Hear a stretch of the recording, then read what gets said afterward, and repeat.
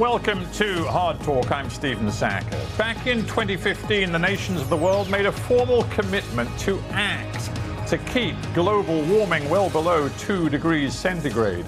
So much for fine words. Global greenhouse gas emissions are still rising. The data suggests the planet is warming at an alarming rate. What to do about it? Well, my guest today is Roger Hallam, co-founder of Extinction Rebellion, a movement dedicated to mass resistance and civil disobedience. How far are the climate rebels prepared to go?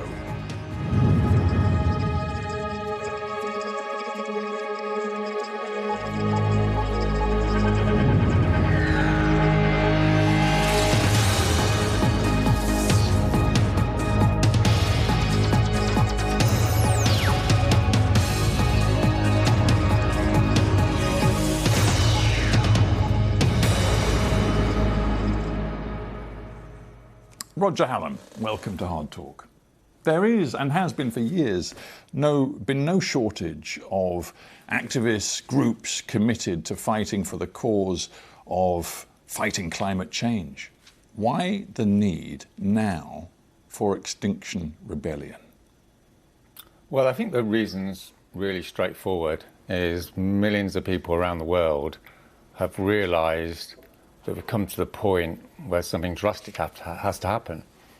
And nothing is happening, and that means we have to start breaking the law in order to make change happen. When you say nothing is happening, that seems to defy the truth that we see around us. Not only are there heaps of different activist organisations working to further the ideas behind mitigating climate change, but governments around the world, as I mentioned in the introduction, have signed up to the Paris Agreement. They are committed to doing what it takes. There's a massive lie going on, which is things are happening, but they're not. And millions of people have realised that the governments have been lying for the last 30 years, and the elites have been lying, and the experts have been lying.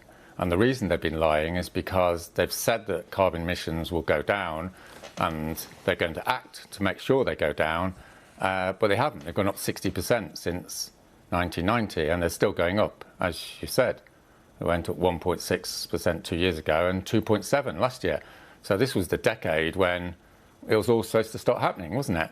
But it's not. So people are very angry, people are in a rage, people don't want their kids to die. You know, this is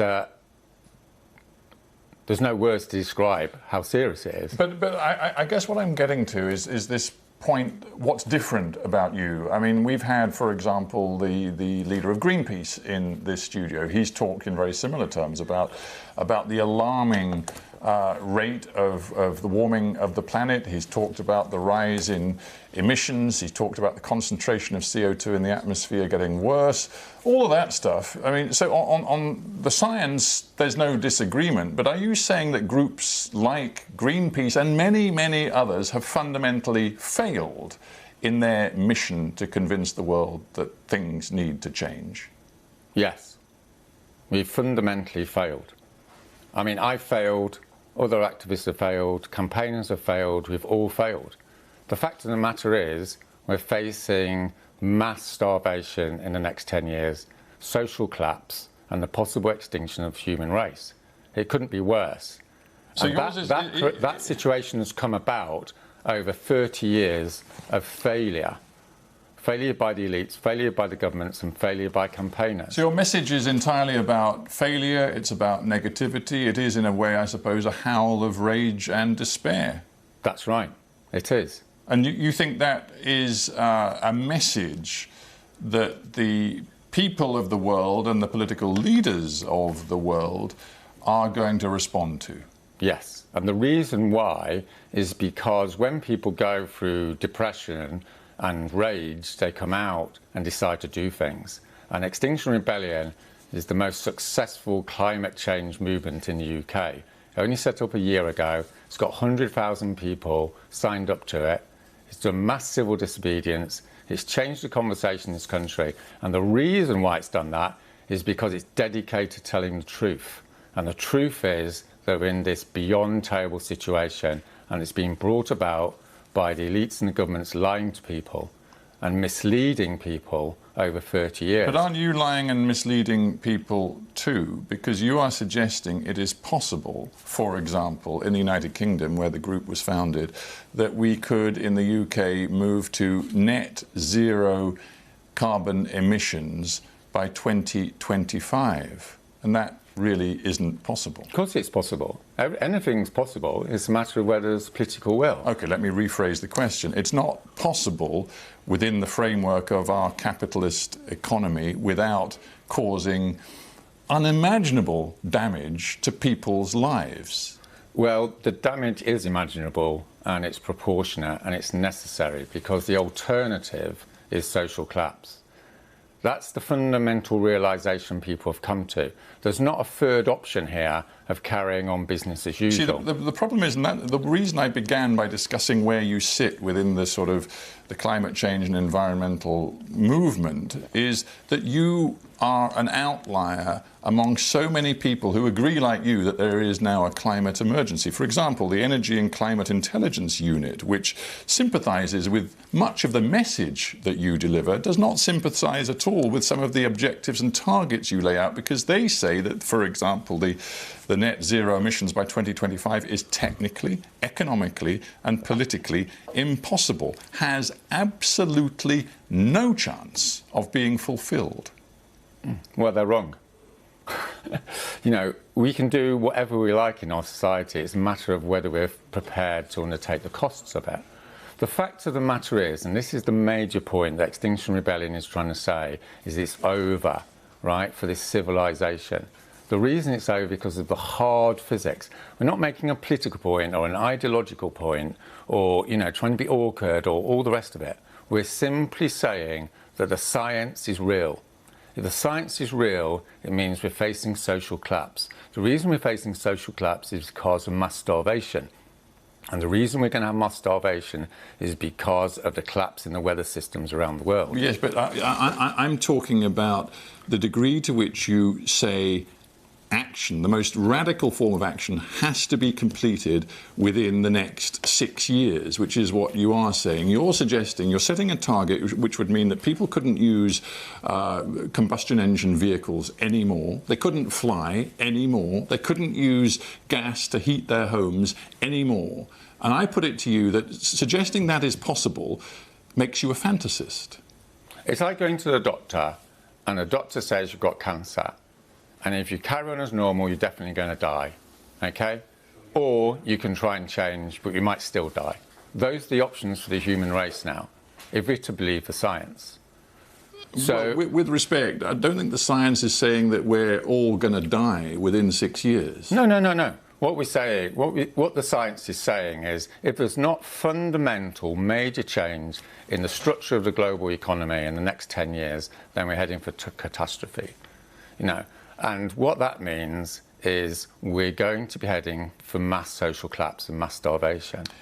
Do you acknowledge that the message you are peddling, and it is full of past failure, deep negativity, the most urgent of alarms and emergencies for right now, do you accept that it can't be successful as a sort of movement without taking the public with you? The public is starting to get round to the idea that we're facing social collapse. Like before April, before there were 1,200 arrests in the streets of London, in the biggest civil disobedience protest in British history, the British public didn't have any opinion on the climate emergency. Afterwards, 67% of the British public agree there is one. You want to bring down the capitalist system as we know it. Is that fair? The capitalist system is going to be brought down by itself. The capitalist system is eating itself. Well, no, but the point about your movement is that... No, let me make this point clear, right? The capitalist system, the global system that we're in, is in the process of destroying itself, and it will destroy itself in the next 10 years. Yeah. The reason for that is because it's destroying the climate. The climate is what's necessary to grow food. If you can't grow food, there'll be starvation and social collapse. Now, the problem is people in the elites and people in the BBC and people in the governmental sector cannot get their heads around what's actually happening. The fact of the matter is, if you go out and talk to ordinary people in the street, they're aware of this. And that's why hundreds of thousands of people around the world are starting to take action.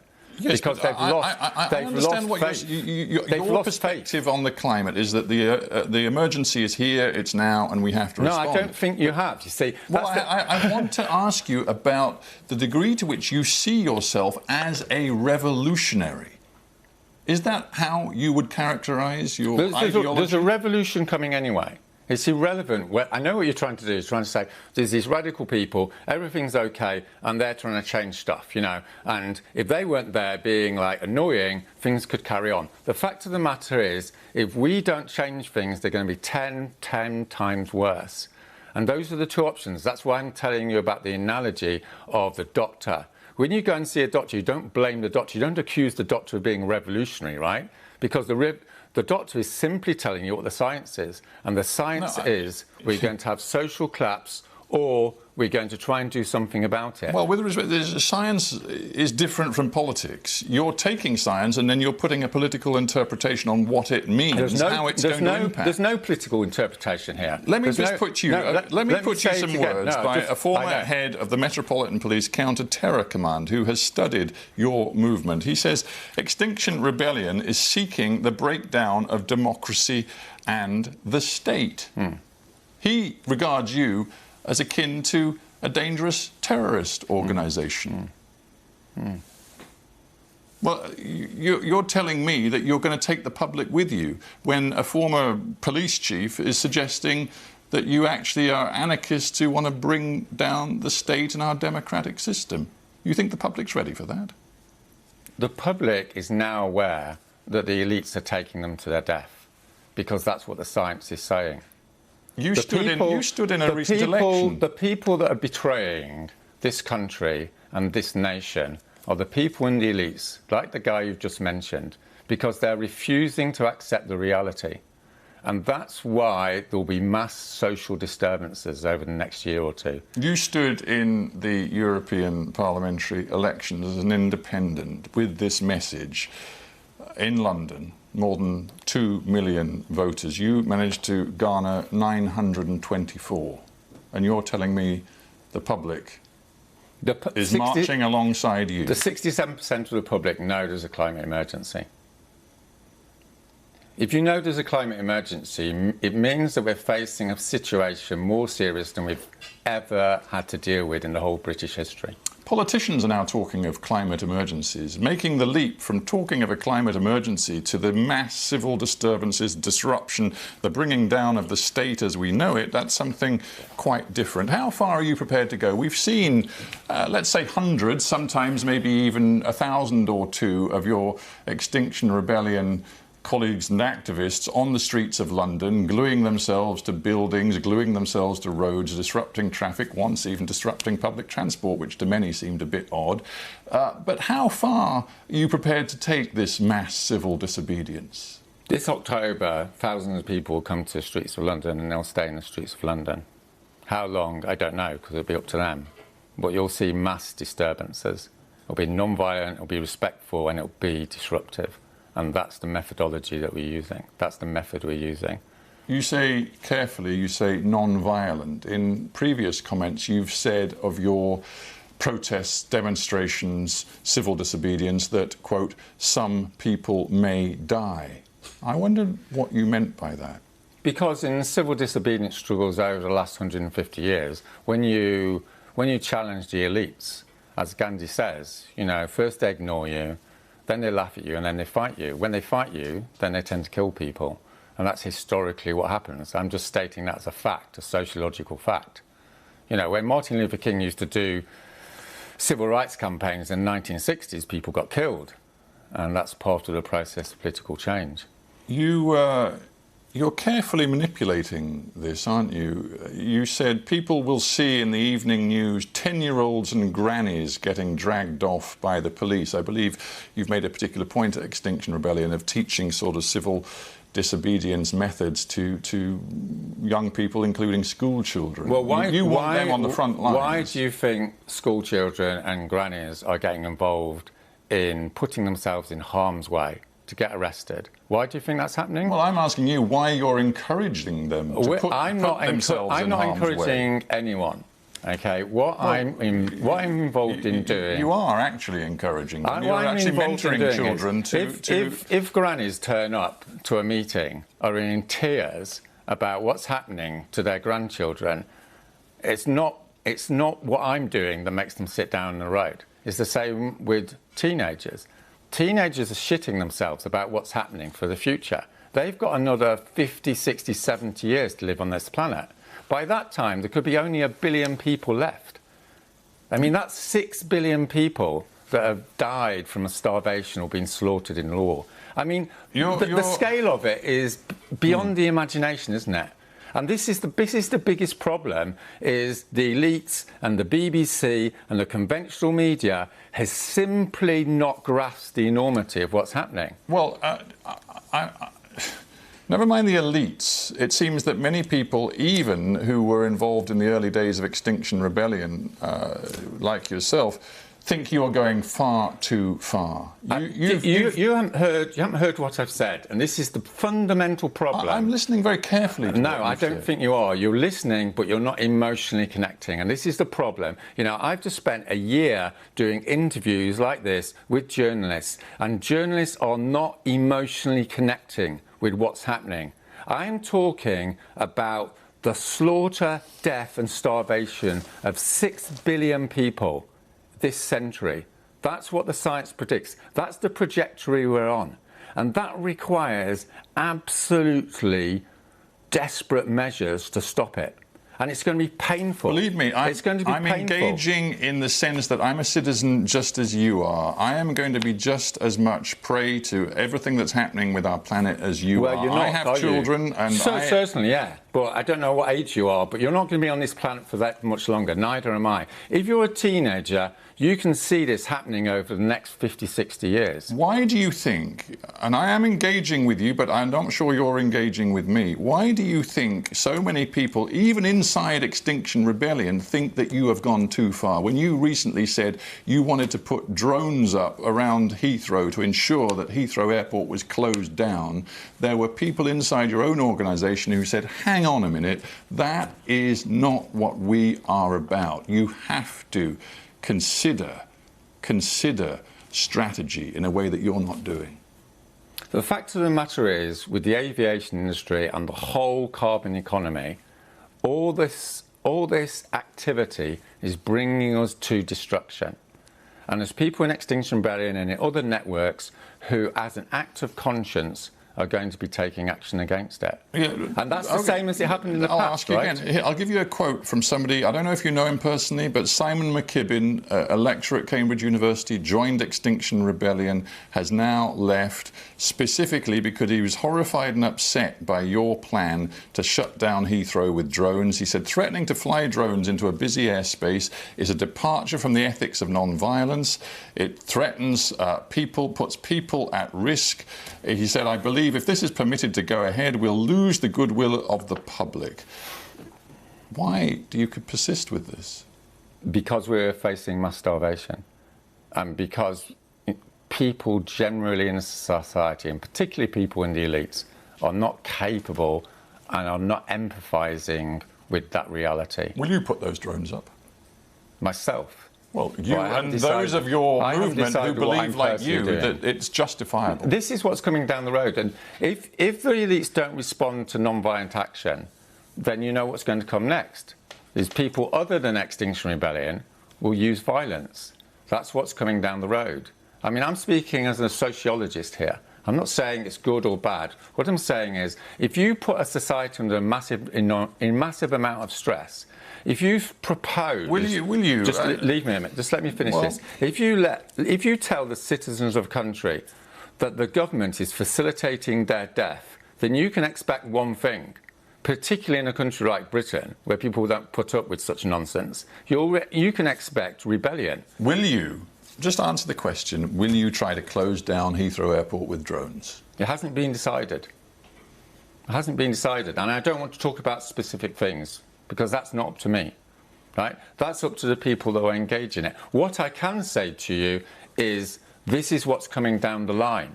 Doesn't it strike you that if you were serious about trying to lobby, pressure, change policy where it matters most, you'd be working in Washington, D.C., Beijing, maybe Moscow, maybe Riyadh, Saudi Arabia. It's very easy in democracies like Britain to get people out on the streets, to glue yourself to railings. It is ultimately a democracy. But in many parts of the world which matter most to this particular debate, there is no possibility of extinction rebellion.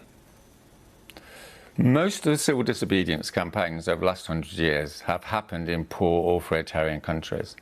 And the fact of the matter is, when people have had enough, they'll undertake sacrifice in order to bring change. And that's the most effective way, according to the scholarship, of bringing about rapid change in a society, is mass participation in civil disobedience. And when it comes to this mass participation, you've said thousands on the streets. Do you really believe that with the methodology you've talked about in this interview, the mindset you bring to this, you are going to win the hearts and minds of the public, not just in this country, but publics around the world? I think it's inevitable. I think it's inevitable, yes. I mean, the major question now is, have we left it too late? See, I'm just mindful of international examples. Australia recently had an election. The centre-left went into that election promising major cuts in greenhouse gas emissions over the next few years. The centre-right went into that election saying, no, we're not, because it will damage jobs, it will damage industry. We're actually going to open up new coal fields across Queensland, one of the biggest states in Australia. The centre-right won. Yes. So what's happening is the level of rage in countries is increasing exponentially, and it hasn't hit that critical mass in many countries yet, but it's going to hit that critical mass very quickly, and it will shock the elites. It's going to shock the governments with its intensity, because a critical mass of people are starting to realise what's going on, which is the elites and the governments aren't actually going to do anything. They're not going to fulfil their primary responsibility, which is to look after the people. Do you not think that... And it will happen quickly. It will happen quickly. This isn't something that builds up gradually. If you look historically, it happens, nothing's happening, and then something happens, bang. And all the media think, where did that come from? And what I'm here today to tell you is this is coming, right? This is coming down the track. No, I hear your message, and you accuse me of not emotionally engaging with you. And in the course of the conversation, I've just been thinking to myself, your message is so unrelentingly bleak and negative. It's not a message, right? When you go to the doctor and he tells you you have cancer, that's not a message. It's the science.